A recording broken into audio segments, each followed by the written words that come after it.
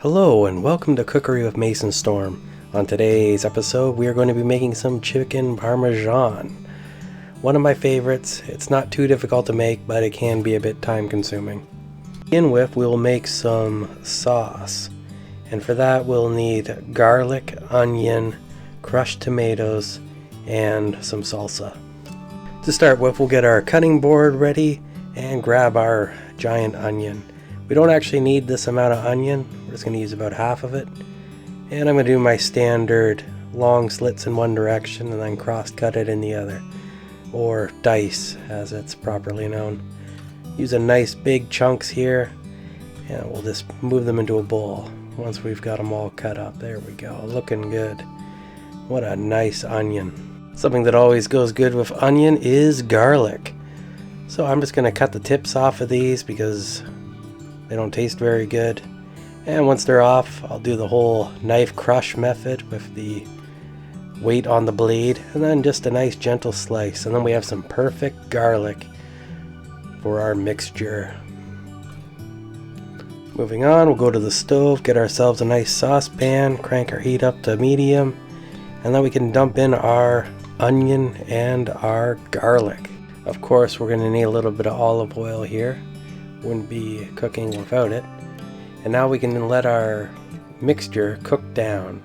We want to cook it to the point where our onions start to get soft and a little bit mushy, that almost clear state. And this is just kind of the base to our tomato sauce. This sauce is really easy to make, and I use it on a lot of different things. And it doesn't really require that much effort, so I think it's versatile, easy to make, and not overly complicated. Not much can go wrong when making it. So now that it's cooked enough, we can add our tomato sauce, our salsa, and a little bit of black pepper. And what we're going to do now is we're going to turn down the heat on the stove to a really low setting. We can let this just stew away for a while, just kind of cook down. And depending on how it tastes and what quality of tomatoes you have, you may have to add a little bit of sugar to it. Although I'm not a real big fan of adding sugar to tomato sauce. That's kind of, I don't know if it's quite blasphemy, but it's not a very good thing to do. It just means that your tomatoes aren't the greatest. So if you use good tomatoes, then you don't need sugar. If you use cheap tomatoes, you might have to. And you can kind of tweak this to taste the way you want. Now I think pasta goes good with chicken parmesan, so we'll make some of our own specialty pasta. So I got 2 eggs and 200 grams of flour. 200 grams of flour, that's approximately 1.5 cups. So then I pour the flour into a mixing bowl and then add my eggs to the mixing bowl that contains the flour. And then I can use my hands to begin the mixing process of making my own pasta. Now, once the pasta mixing gets to a certain point, it's best to dump it out of the bowl and onto the work surface where you have more space to work. Also, make sure you keep taking it off your fingers because the egg likes to stick there. And you need all the moisture you can to get this thing to turn out properly. And if all that moisture is stuck to your hands, then it's not inside the dough. So make sure you scrape it off your fingers and then just keep mixing it. Eventually it will start to hold itself together and turn into a cohesive ball, which is what we want. At some point it'll eventually really hold itself together, and once it's at that point, set your timer for 10 minutes and just keep kneading till that's over. I'm just about at the end of mine here. Some of the little parts wouldn't absorb, but that's no big deal. Most of it's good, and that's all we need is most of it. Seal it in plastic and set it aside. Now we'll bread our chicken. So our spice mix will consist of 1 tablespoon of basil, 1 tablespoon of onion powder, 1 tablespoon of garlic powder, 2 teaspoons of cayenne pepper. If you want it to be less spicy, you can leave it out altogether or use half the amount, or whatever you're feeling like. For our breading, we're going to need Parmesan. I have 1.5 cups here grated, and then I got 2 different bowls of panko, each with 2 cups in them, as well as 4 chicken breasts. First we'll do our spice mix. So I just have a bowl here, just going to add all the different spices to it and give it a quick mix with a fork. We also need what's known as an egg wash to make the batter stick to the meat. And it just consists of eggs and water. Just a little bit of water. So I got 3 eggs and probably about a tablespoon of water in here. And just thoroughly beat it. Moving on to our meat. It's a little bit thick, so I'm just going to cut each piece in half. It's a little bit of a trick to trying to get them to slice properly. But once you find that spot where you can get the knife to kind of slide in and get your hand on top of it, it cuts pretty easily. So it's just a matter of cutting it from the right size. And once you do a couple, you'll get pretty used to it. And by having them all the same size, they'll all cook faster and they'll all cook at the same rate, which is kind of what we want to have happen. We don't want to have some cooked and some burnt and some raw. Okay, let's get our breading station set up. So we need 3 pie plates. And on the ends, we're going to have panko. And on the far end, we're going to also have our Parmesan cheese in there because it's going to be chicken Parmesan. Got our spice mix up there at the top and our egg wash in the middle. So this is going to be a 4-step process.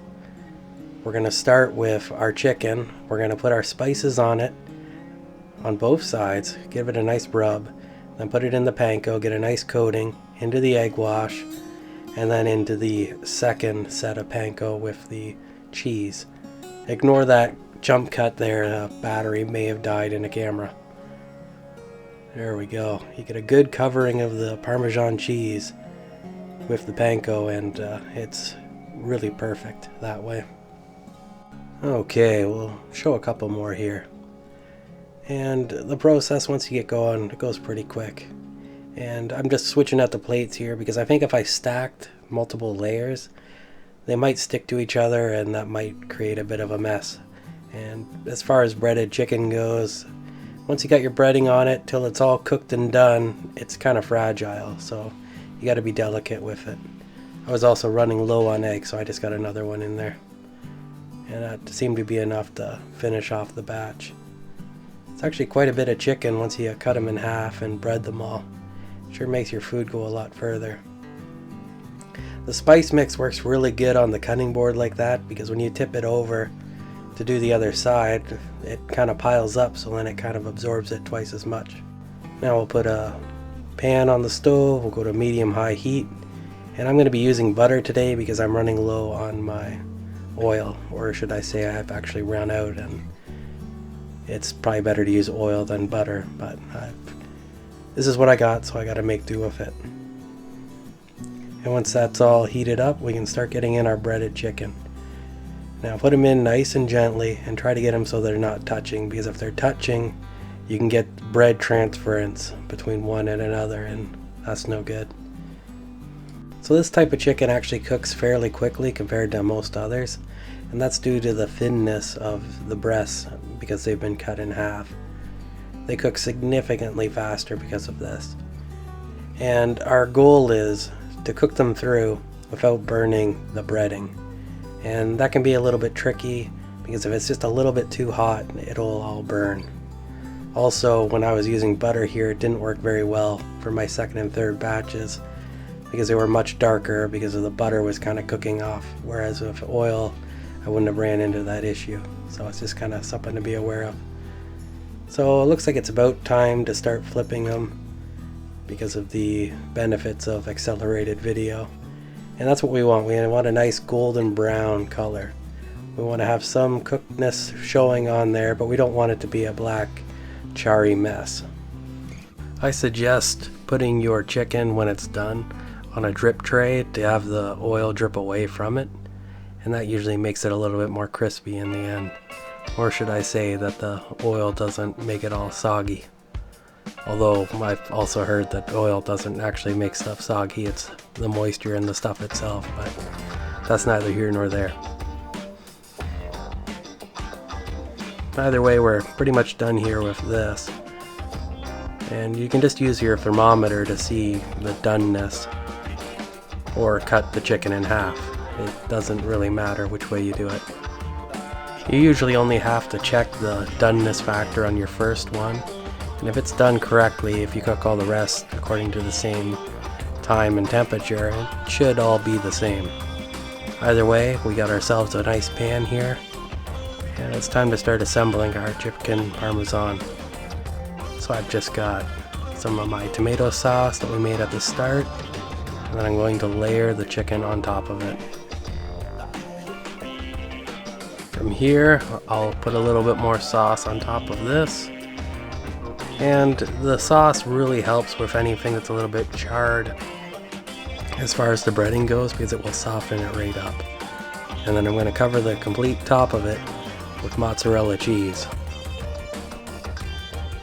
And whatever type of mozzarella cheese I used here wasn't very good. It wasn't our standard stuff that we had, and it didn't really turn out the best, but I guess it's still technically cheese. It just wasn't the quality of mozzarella that I enjoy. Then into the oven at 425 degrees. But we're not quite done yet. We need to still finish up our pasta.